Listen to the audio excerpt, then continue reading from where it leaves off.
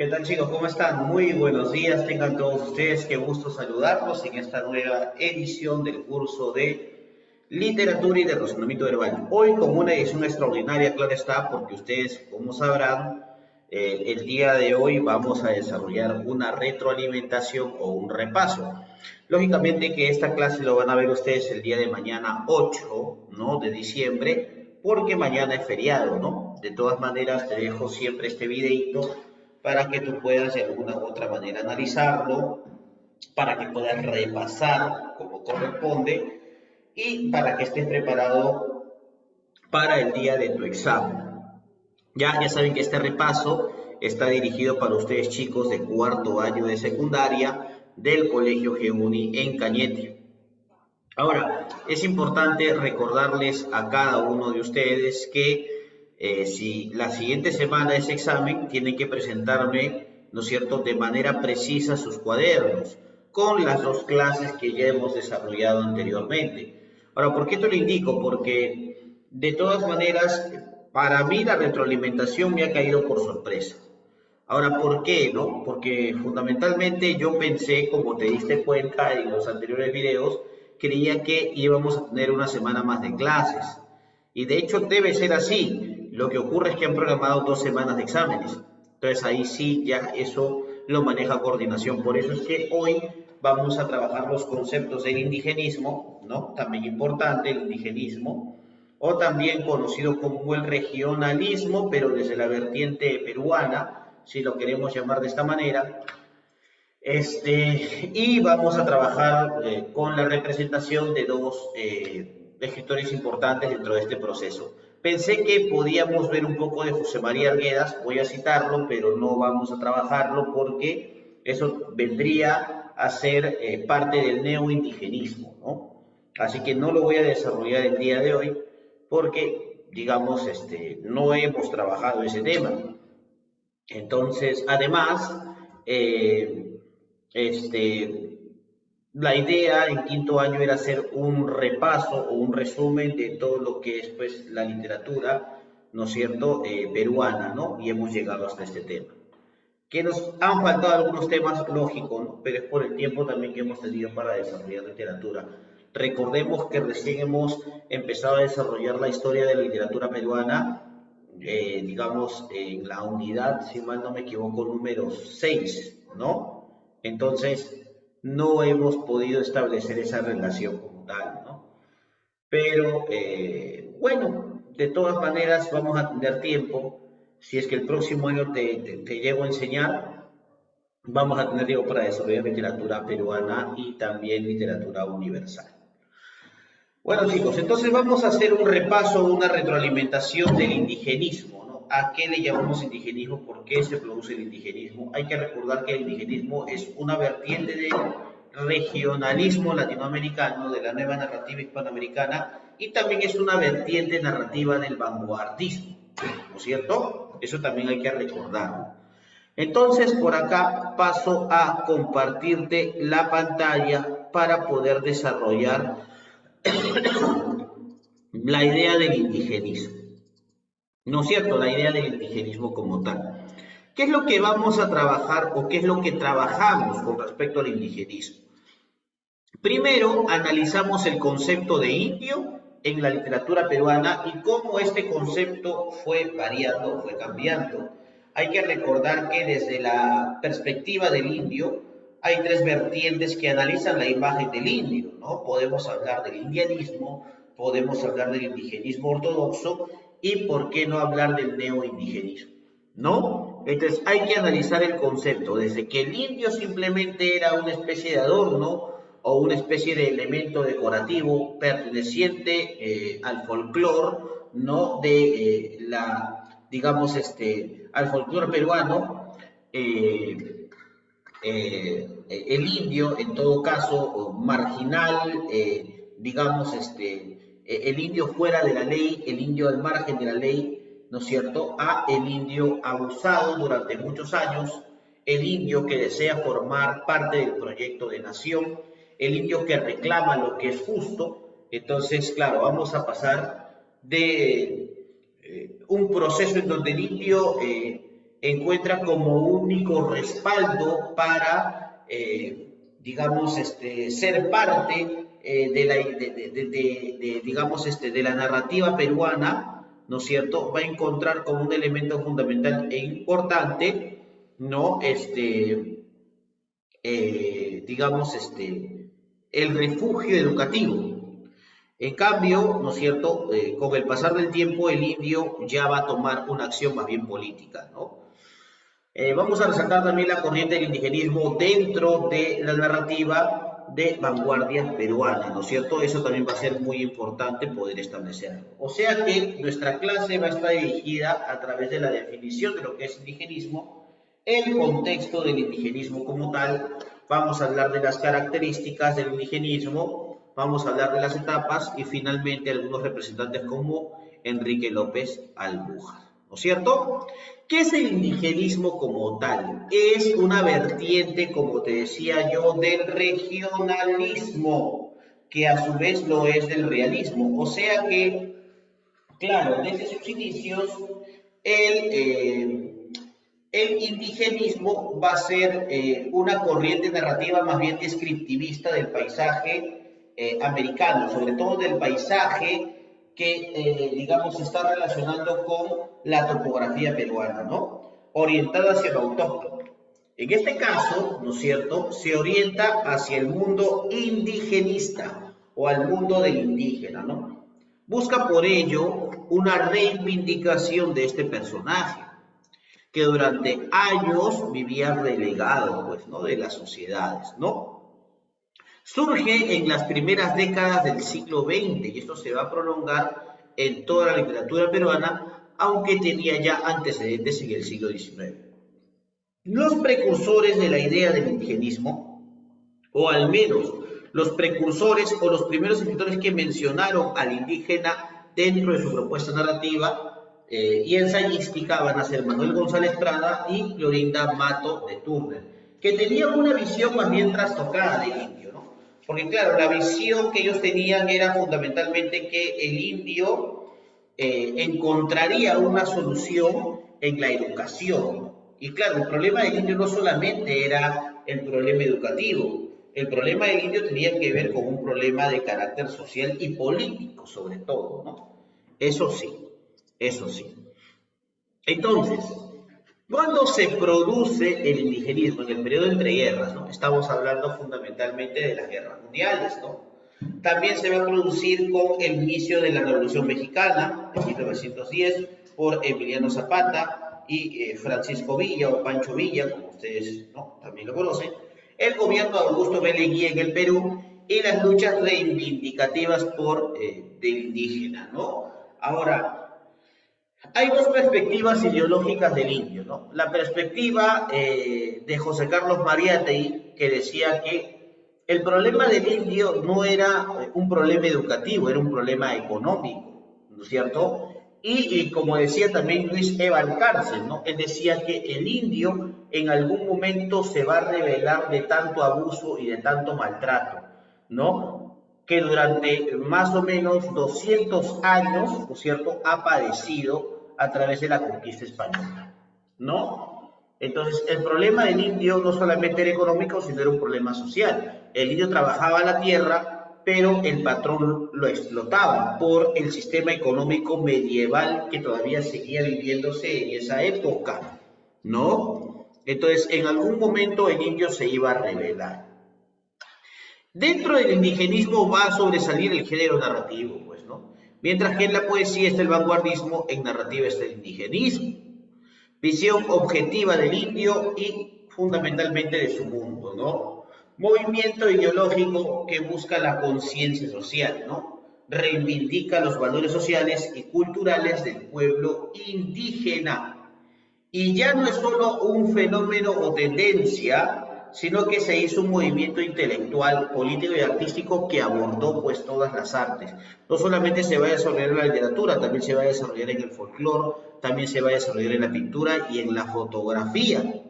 Por ejemplo, uno de los primeros fotógrafos de Machu Picchu va a ser Rafael Chambi, que va a tomar fotografías no solamente de la ciudadela, sino de los habitantes de estas regiones, y claro está, va a tomar diferentes fotos del indígena en diferentes actividades, ¿no es cierto? Entonces ahí va a mostrar al indígena bastante crudo o con una realidad cruda y dura, ¿no es cierto? Busca representar al indio de carne y hueso, ¿no? Es de tendencia realista porque quiere retratar la realidad de la problemática indígena, ¿no? Indio igual y diferente al indígena, igual y diferente al campesino, igual y diferente al cholo, igual y diferente al andino, ¿no? Entonces, vamos a poder establecer dos vinculaciones con respecto a el mundo andino y las etapas del indigenismo en todo caso, ¿no? Podemos entonces establecer algo muy importante. Del año de 1889 a 1920 se proyecta el indianismo. Esta visión es una visión idealizada, ¿no? Esta visión planteaba que el indio había nacido bueno, pero que la sociedad lo había corrompido. Entonces, para de alguna u otra manera salvaguardar la identidad indígena, había que educar. Entonces, hay una visión paternalista, hay una visión modernista. Retrata al indio desde afuera, solamente como una especie de adorno o como una especie de elemento registrado en la naturaleza muerta de los Andes. Aquí vamos a hablar o vamos a mencionar a Ventura García Calderón y a Clorinda Mato de Turner. Por ejemplo, si uno analiza el cuento El vuelo la venganza del cóndor, ni siquiera el indígena se rebela contra el patrón, sino es el cóndor que cobra justicia por el indígena, ¿no es cierto? Y por aquí vamos a encontrar también a Clorinda Mato de Turner, pues con Aves sin nido, ¿no? La familia Marín que adopta a una niña producto de un incesto entre una indígena y un cura del pueblo, ¿no es cierto? También. Del año de 1920 al año de 1958 va a surgir el indigenismo ortodoxo, pero bajo diferentes versiones dependiendo mucho de los escritores, ¿no? Por ejemplo, podemos hablar en este caso desde una visión crítica, desde su objetividad, desde el mundo andino, desde la perspectiva social. Por ejemplo, vamos a evidenciarlo. López Albújar tenía una visión del indígena remarcado por su concepto legal, porque López Albújar era abogado de profesión. O sea que para López Albújar el indio era un personaje fuera de la ley, que marcaba su rebeldía estando en contra o fuera de la perspectiva legal, ¿no es cierto? Mientras que para Ciro Alegría, ¿no es cierto?, el indígena se iba a reivindicar siempre y cuando el indígena someta a su patrón y reclame lo que para él precisamente es justo. Y claro está que José María Arguedas, ¿no es cierto?, va a retratar al indígena, pero desde una visión interna, endógena, porque José María Arguedas va a vivir con los indígenas, va a experimentar el concepto de indigenismo. Eso va a ser muy importante para José María Arguedas. ¿Ah?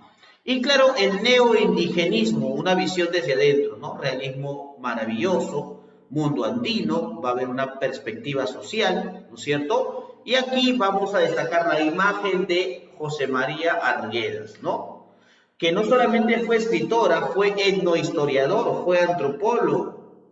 José María Arguedas, que de alguna u otra manera va a pertenecer a este mundo neoindigenista, y va a ser muy importante, ¿no es cierto?, fundamentalmente por su concepción, ¿no?, por su concepción folclórica y por su visión del indígena desde muy adentro, porque también conocía el quechua. Importantísimo eso, ¿ah? Por si acaso. Muy bien, excelente. A ver, para hablar de la primera etapa del indigenismo tenemos que hablar de Enrique López Albújar, ¿no? Y de su visión del indigenismo, ¿no? Enrique López Albújar, ¿no es cierto?, importante, ¿no? Enrique López Albújar, considerado como el iniciador del indigenismo con su obra Cuentos Andinos, eso sí es importante. Es iniciador de la narrativa negra en el Perú, sobre todo por el concepto del afrodescendiente con su famosa novela Matalaché.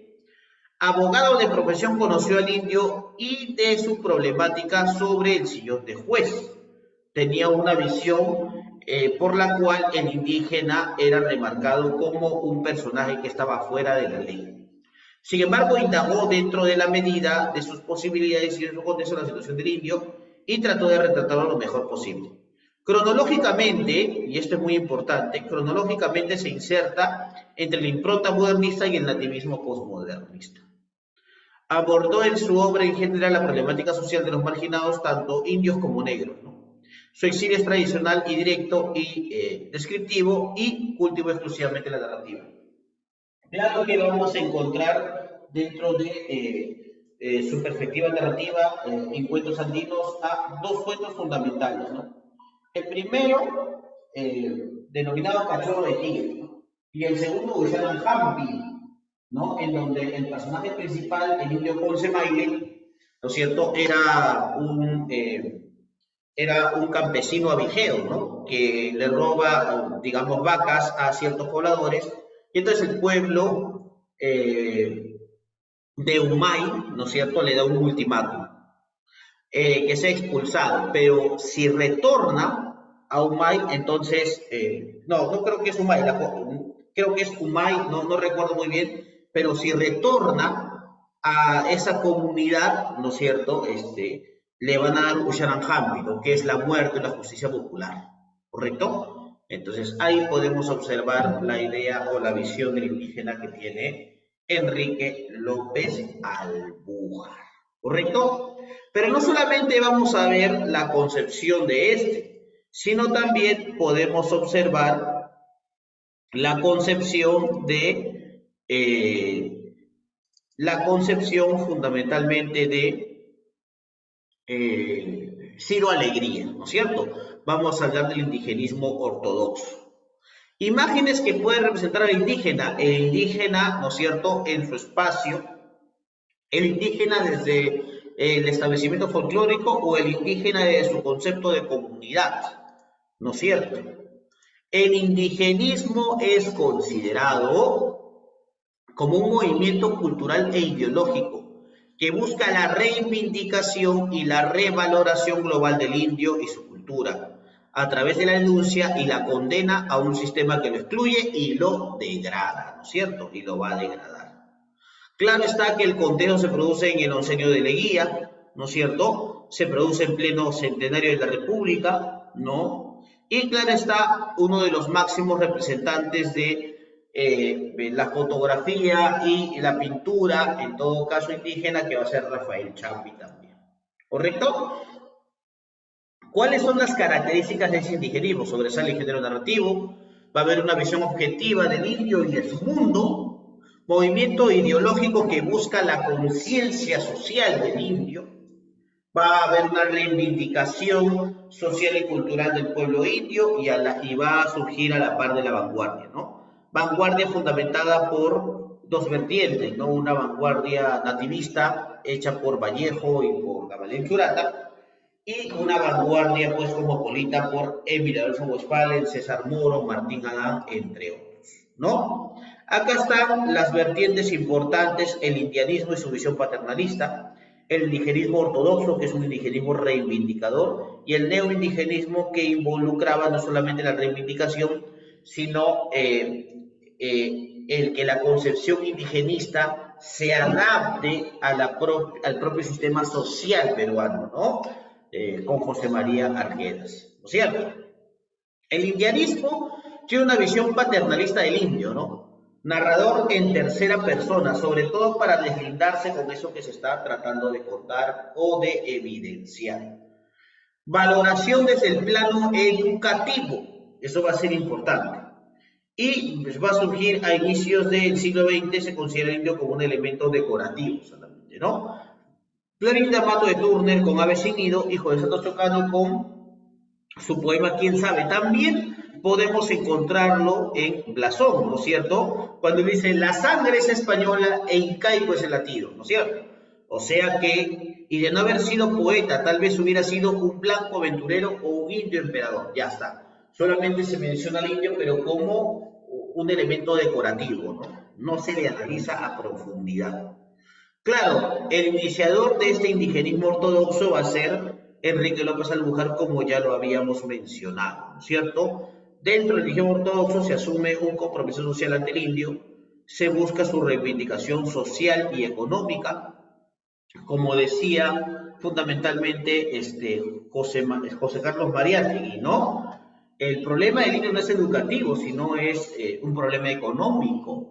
Y como decía Luis Eva Alcárcel, el problema del indio es social. En algún momento el indígena, de tanto abuso y de tanto aplazamiento por 200 años, va a reclamar lo que es suyo.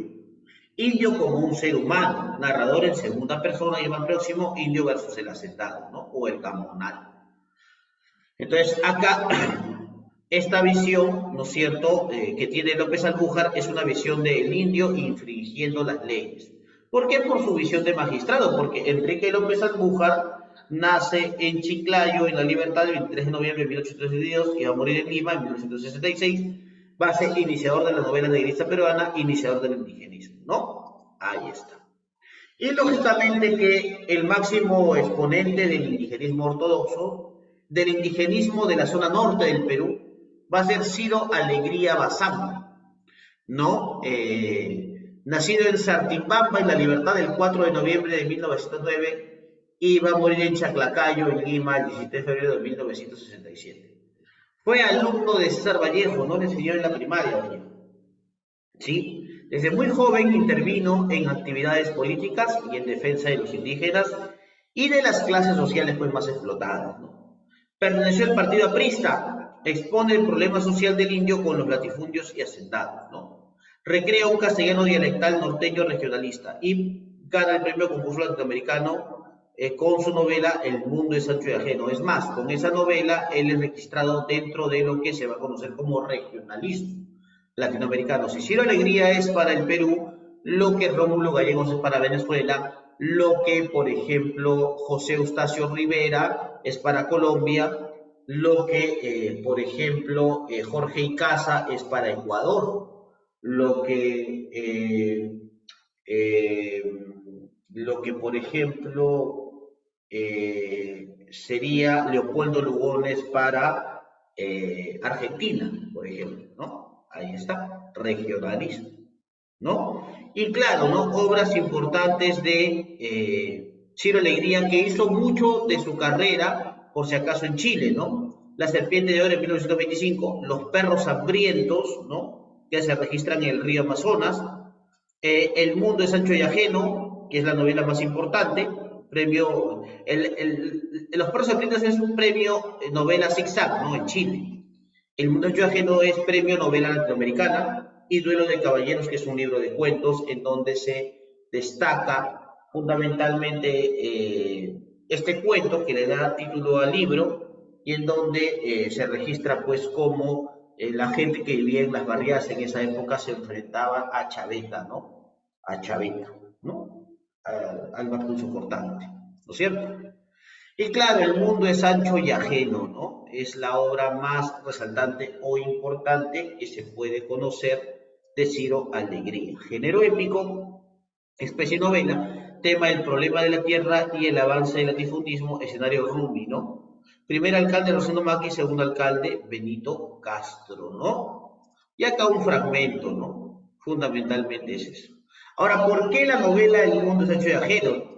Fundamentalmente porque representa eso, ¿no es cierto? Para esa comunidad de Rumi y para el gamonal Álvaro Amenábar, esos territorios no le pertenecían a Rumi, ¿no es cierto? Y entonces por eso es que, de todas maneras, ¿no? Si lo vemos de esta perspectiva, el gamonalismo siempre triunfa, las leyes se ajustan a los poderosos, no a los que menos tienen, ¿correcto?